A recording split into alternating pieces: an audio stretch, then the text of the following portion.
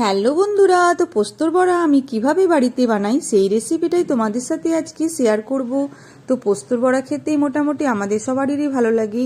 তো তার জন্য আমি কি করেছি, বেশ খানিকটা পোস্ত শিলনোড়াতে বেটে নিচ্ছি। তো পোস্তর সাথে আমি দুটো কাঁচা লঙ্কাও দিয়েছি।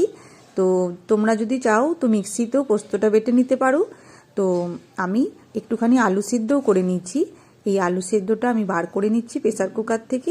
এরপর এটাকে ভালো করে চটকে নিচ্ছি। আলুর সাথে আমি একটুখানি কাঁচা লঙ্কা দেব আর একটুখানি কাঁচা পেঁয়াজ দেব। তো একে একে আমি কাঁচা লঙ্কা, কাঁচা পেঁয়াজ এগুলো দিয়ে দিলাম। এরপর আমি স্বাদ মতো নুন দেব আর এরপর আমি পোস্ত বাটাটা দিয়ে দেব। এই তো পোস্ত বাটাটা দিয়ে কি করতে হবে, ভালো করে এটাকে মাখাতে হবে, খুব ভালো করে এটাকে মাখাতে হবে।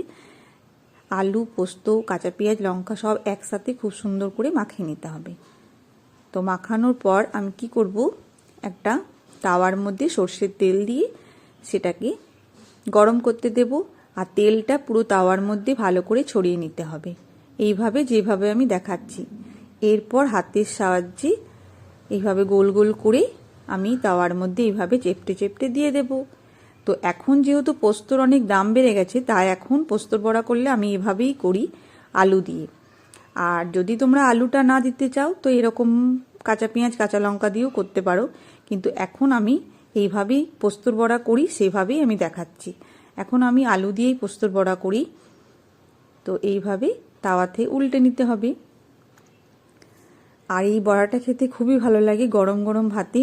শুধু যদি দুটো পোস্তর বড়া পাওয়া যায়, শুধুই ভাত খাওয়া যাবে।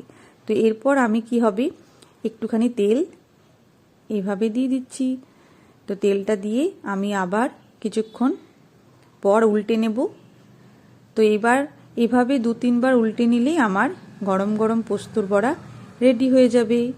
আর আমাদের বাঙালিদের কাছে এই পোস্তর বড়া তো খুবই প্রিয়। পোস্তর বড়া হলে আমাদের মোটামুটি কিছুই লাগে না। তো যাই হোক, এই পোস্তর বড়া তোমাদের কেমন লাগলো অবশ্যই জানিও।